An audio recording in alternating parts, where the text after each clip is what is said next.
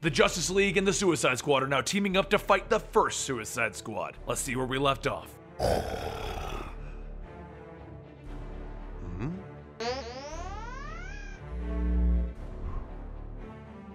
Welcome to the Complete Story Series, where I take trade paperbacks and single issues of comics and I break them down into digestible bites before reading it back to you dramatically using some epic music and funny voices. All alterations to the panel, text, and images are to prevent copyright problems, and all art is owned by its respective companies. Now, when we last left off, Amanda Waller managed to capture the Justice League with the help of Caitlin Snow. After releasing them, she explains that she brought everyone here because she needs their help in protecting her, along with a weapon that's too powerful for anyone to use. Meanwhile, Maxwell Lord has taken it upon himself to free the criminals who were the first Suicide Squad, and they intend to finally kill Amanda Waller and bring peace to this world. Not long after Amanda informed everyone of the threats that Maxwell brings, a sudden blast shoots through Belle, Reve, and Maxwell Lord steps through. He tells Amanda that it's been far too long. She's been manipulating the powerful to maintain the status quo, but today, that will finally end. As Max walks in, he sees the Justice League standing with the Suicide Squad, and he asks, should we be flattered by this kind of a team-up? Superman tells him, Amanda told us everything, but I'm also surprised that Lobo allowed himself to get used.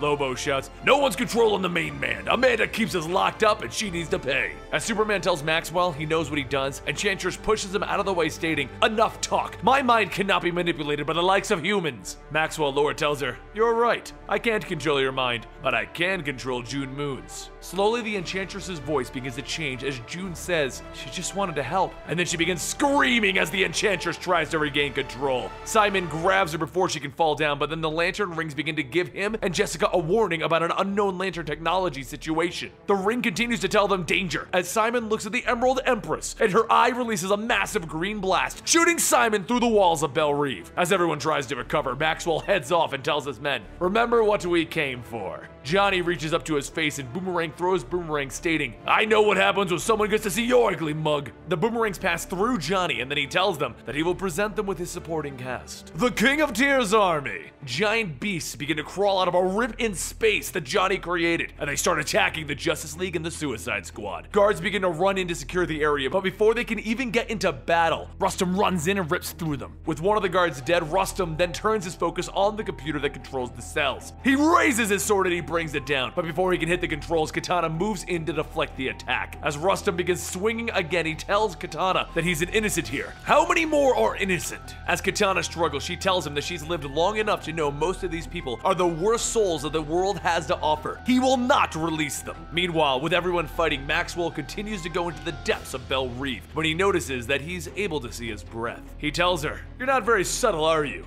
And Caitlin jumps out, freezing everything around Maxwell, stating that she will make it tough for him to magic talk his way out of this one. Maxwell tells her that he didn't do anything to these people. He merely showed them what they already want to do, because doesn't she want to see him take out Amanda? Caitlin stops for a moment and begins to think, and then she looks back at him, stating, yeah, you're right. And then the two of them begin to walk down the hallways. Back in the upper levels, Lobo begins to chase Amanda and Deadshot, while Amanda shouts that Maxwell is using him. Lobo tells him, Maxwell freed me! And then he throws his hook at Amanda. But before it can land, Batman swings in, kicking it away, and Lobo shouts, no one makes the main man miss a fracking shot! Lobo leaps into the air, and Batman quickly swings away with Amanda and Deadshot before Lobo can destroy the bridge. Outside, the Emerald Empress begins blasting away at Superman, but Jessica flies through, making a hammer, breaking the two of them up. The Emerald Empress then turns her focus onto Jessica, and the two of them fire blast, trying to overpower one another. But suddenly, the eye stops firing, and Jessica's ring warns of temporal energy. But before she can react, Simon drives a giant construct truck into the eye, and it begins to crack. Emerald Empress shouts, this cannot be! If the eye breaks, I'll be trapped here! I must find her! And as the Emerald Empress creates a shield, a light shines, and poof, she vanishes. While Rick and Katana manage to stop Rustam, Johnny tells Wonder Woman that it's time, and he begins to take off his mask. As the light from his face begins to shine, Harley runs in shouting, stay away from my bestie! Wonder Woman tells her not to look, but of course, Harley looks. But as she stares, her face goes blank, and with a smile, she says, cute face, as she kicks him away. While Wonder Woman shields herself, she begins to think about how this man reminds her of Medusa, and she wonders how well he would do if he looked at himself. Wonder Woman holds her bracelets together, and as Johnny looks at them, he begins to see his own reflection, and he's pulled into another plane of existence, along with all of the monsters that he's created. Once he's gone, Wonder Woman asks how is it that she was able to see his face, and Harley tells her, well, once you've looked into one abyss, you've seen them all. But who am I kidding? We're a team again! We should be the new Wonder Twins! Back with Amanda, Lobo continues his pursuit, and Deadshot finds a laser cannon to try and stomp him. Lobo shouts that nothing is going to stop him and Deadshot fires. The blast rips through Lobo and all that's left is a smoldering fire. But then through that smoke, Lobo walks out stating, "It takes a lot to bring down the main man." Lobo then slams Deadshot's head into the wall and grabs Amanda. But before he can kill her, Batman swings through telling Lobo that he's being controlled, so he's left him no other choice. He injects something into Lobo's neck, and then he throws Batman off stating, "Nothing you inject me with will stop me!" And Batman tells him, "Actually, that was a brain bomb," and he presses the button. Lobo's head explodes and Deadshot looks down stating, "Damn, Batman." Back below, Maxwell stands with Caitlin in front of the giant vault and he tells Caitlin to destroy it. She begins freezing and blasting away at the doors until it's finally beginning to crumble. Superman leads the rest of the Justice League and the Suicide Squad down below, telling them that they have to hurry up and stop Maxwell Lord. But suddenly, all of the Justice League members begin to slow down as Maxwell tells everyone to stop. Boomerang looks around and asks why is it that Maxwell's not trying to control anyone else. And Maxwell then says, "Why would I want to control a bunch of losers when I have the greatest powers in the universe? And now with the Eclipso diamond, I can use the Justice League to save the world my way." You see, Maxwell Lord's ability is the power of suggestion through his voice, but with the Eclipso diamond, he can now completely control anyone, and he just took control of the entire Justice League. Within minutes of Maxwell using the Eclipso diamond, Flash dismantles all of the weapons of mass destruction around the entire world. Jessica and Simon create a barrier to protect the planet from invaders, and Aquaman secures the shore's borders. Wonder Woman places the US leaders under her protection, and Cyborg stops all communication around the entire world. So with all of that taken care of, the only place left for Maxwell Lord to go is the White House. He begins to sit in the Oval Office, and he begins to feel a little bored with Superman standing there with him. He needs someone who will appreciate the peace that he's accomplished. "Where's Amanda at?" he asks. Back at Belle Reve, when it crumbled, Batman managed to stop the roof from caving in with a mesh shield, saving himself, Amanda, and Deadshot. Amanda tells him that the communications are down, so she has no idea if the diamond is secure. Batman tells her that his communications are also down, but the Justice League may have stopped Maxwell. Right now, they need to find a way out of this rubble. Suddenly, the ground begins to shake as the rocks are being lifted, and Batman tells Superman thanks, and then he sees Superman's face. It's quite obviously not to the normal Superman. Batman asks him how, and Superman says, "I could hear your annoying voices from miles away, but I didn't come for you. I came for Amanda." Batman tells Amanda to stay back and he prepares himself with his kryptonite ring. Superman grabs and throws Batman, stating, "I no longer feel pain. Where I spent my whole life protecting one city and failing, Maxwell has saved the world within minutes. So everyone should know not to come after us." Superman shoots off holding Amanda and Deadshot looks around. We are so screwed. That's when suddenly Lobo begins to jolt forward. "Bastich!" He turns to Batman. "You blew me up!" And Batman tells him it was the only way to break Maxwell's hold over him. So Lobo tells him, "You know what? I like your style, Bat Freak. Let's go get Maxwell so I can frag him." As Lobo begins pulling away the debris, Rick and Katana walk up stating that it's good to see them. Lucky for them, even though Belle Reve is wrecked, the prisoners are contained. He goes on stating that Polaris and Rustum escaped, and currently the squad is dealing with one of Maxwell's new slaves. Suddenly, everyone begins to hear Caitlin shout to keep him down. Cyborg is possessed. The squad then beats down on Cyborg, and Batman runs in telling everyone to stop. Cyborg isn't fighting against them. After backing everyone away, Batman holds Cyborg, and Cyborg tells him that his human side lost, but he created security protocols in case his human side was ever compromised. He goes on to explain that even with him somewhat there, Maxwell still has control, and there's something else speaking. Something with evil beyond anything that they've ever known. It's unlocking his darker impulses and making him want to act on them. Boomerang looks at him, not to look a give horse in the mouth, but why don't we all look like that? Batman says that Maxwell Lord thinks they are nothing, that they don't have the power to stop him. And he's right. Cyborg tells him Max won't be able to control the diamond for long. There's a darkness inside of him that is enjoying Maxwell's abilities. Batman asks if he can boom tube them to Maxwell Lord, and Cyborg says that it won't be exact, but he can at least get them over there. As Batman gets ready to go, Caitlin says that she's going to because honestly it's the end of the world. And even though her second life may be that of Killer Frost, she isn't gonna let some purple rock take that away too. Lobo also says that he's going along. He has a bone to pick with Maxwell, and Boomerang says, why not go along as well? He's sick of being treated like he isn't a threat, and he'll make Eclipso regret not giving him a blue face. As the rest of the squad steps forward to go, Batman tells them that the odds are against them. All of them might not make it back. And Deadshot says, that's what we always do.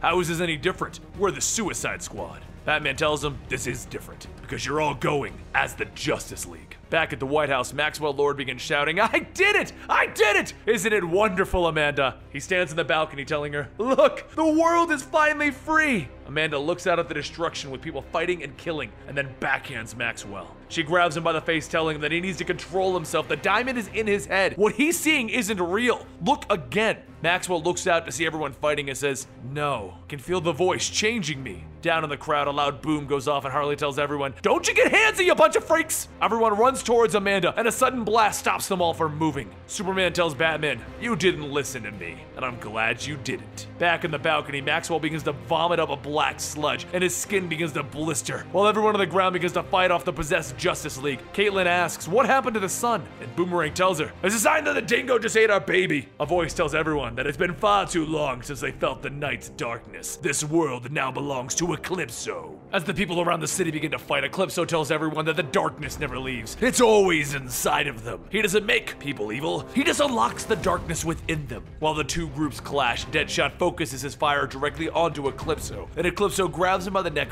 ripping his mask off, asking, "Why do you cover your face from the world? Go ahead and show us what you're hiding." Deadshot's eyes begin to change, and he says, "It's his daughter. She's the only thing keeping him human, and if he killed her, then he wouldn't feel shame or guilt anymore." Eclipso releases him, telling him, "That's lovely. Now go find your way." Deadshot stands back up, his face changing, shouting that he will kill everyone. Eclipso flies up, grabbing Amanda Waller, telling her that her primitive sun lamps couldn't contain his presence, and now neither her nor the sun can hold him back. While Batman struggles with Wonder Woman, he hears Eclipso mentioning Amanda's methods of containment. Batman tells Caitlin that they need to blast him with light as bright as the sun, and just as Superman blasts away from Lobo, Batman says, "There it is." He tells Caitlin to create a prism to trap that blast and convert it into sunlight. Caitlin says that she's pretty low on life force and it'll probably use up what she has. So if they really think this is it, they only have one shot at it. But as they walk away to get to cover, Harley tells them, "It's a crying shame that humanity's last hope is on you." Lobo charges in while Caitlin starts to form up the prism. And while Lobo focuses on the group, Batman begins to taunt Superman, telling him,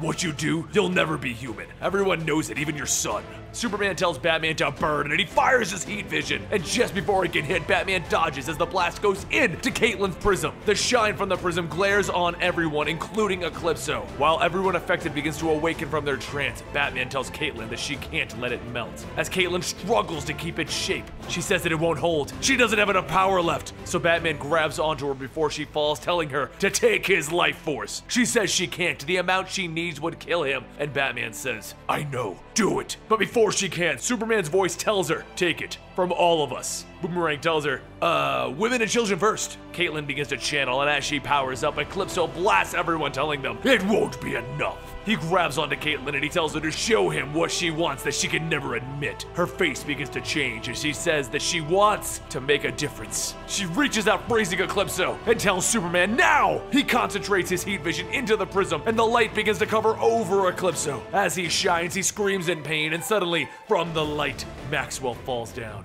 With everyone knocked down from the blast, Caitlin says that they did it. And then from behind her, Amanda gets up, telling her to kill him. Caitlin staggers to get up and hesitates while Amanda continues shouting for her to kill him. As she reaches her hands out, Caitlin tells her no. She quits, and she falls over. A short while later, back at Belle Reve, the Squad and the Justice League regroup as everyone begins to ask each other questions about each other's teams. Boomerang asks Wonder Woman, "So let me get this straight. I'd be the only man?" And she tells him there'd still be no men on it. And off to the side, Superman asks Caitlin as she recovers and asks how she is. She tells him that Eclipso looked inside of her and he didn't find her fears. That wasn't what she was hiding. Superman says that Eclipso found hope inside of her. Caitlin goes on stating that maybe she should stay with the Squad, and he tells her that what she did wasn't suicide, it was sacrifice. Elsewhere, Batman tells Amanda that Caitlin is coming with them. Since they are promised reduced sentences, she will come with him due to the fact that she showed the League great potential. And as much as he hates to admit it, Caitlin also showed that there is some value in Task Force X. So there may be in fact room for both teams. Amanda smiles, asking if he's really stating that he may actually be wrong. But he can have Caitlin, but remember, she will be back working for her, just wait and see. As Batman gets ready to leave, he sees Lobo and he tells him, "We need to talk." Lobo reaches into his vest, getting ready to come at Batman, and as he gets closer, he takes out a match and he lights it off Batman's chest plate. He tells him that he did him a favor by freeing him from Maxwell, so if he ever needs a job done, no matter how messy, give him a call. As Lobo lights a cigar, he walks away, and Batman tells him, "I already have a job for you. I want you to join the Justice League." Later, Maxwell begins to wake up asking, how did I get here? And he thinks back, and he begins to go over everything that happened. How he discovered the existence of the diamond in Checkmate. He needed a team to retrieve it. The Justice League distracted the squad while he freed the prisoners. This is all one very long plan that he followed each and every step for exactly. And it was all set up by you, Amanda Waller. Maxwell goes on telling Amanda that she is the one who tipped him off. She set this whole thing in motion because Batman was going to come after the squad, and together they saw a common enemy, him. And even though they captured Maxwell, they still have some loose ends out there, like where are the first members who managed to escape? And then Maxwell asks, was it all worth it?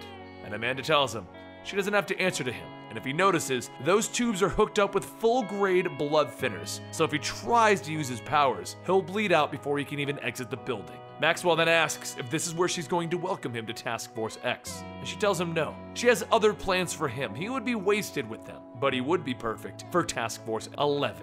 And that concludes Suicide Squad versus Justice League, and this changes the status quo pretty heavily. Now, first up, where did Lobo come from? I know there's an issue for it, and we're gonna cover that very, very soon, but last time I checked, we had boy band Lobo. So now he's on the Justice League, and Caitlin Snow is also on the Justice League. So we got Killer Frost in the Justice League, and Amanda Waller now has Maxwell Lord all tied up. What does that mean for everything? And what does all of this have to do with the Watchmen? Because that event is going to be starting in a couple of months. I hope you're as confused as I am, because you might as well subscribe to the channel to get up-to-date information as we find it out. And on top of that, follow me on Twitter and Instagram at Comicstorian, and I'll see you next time right here.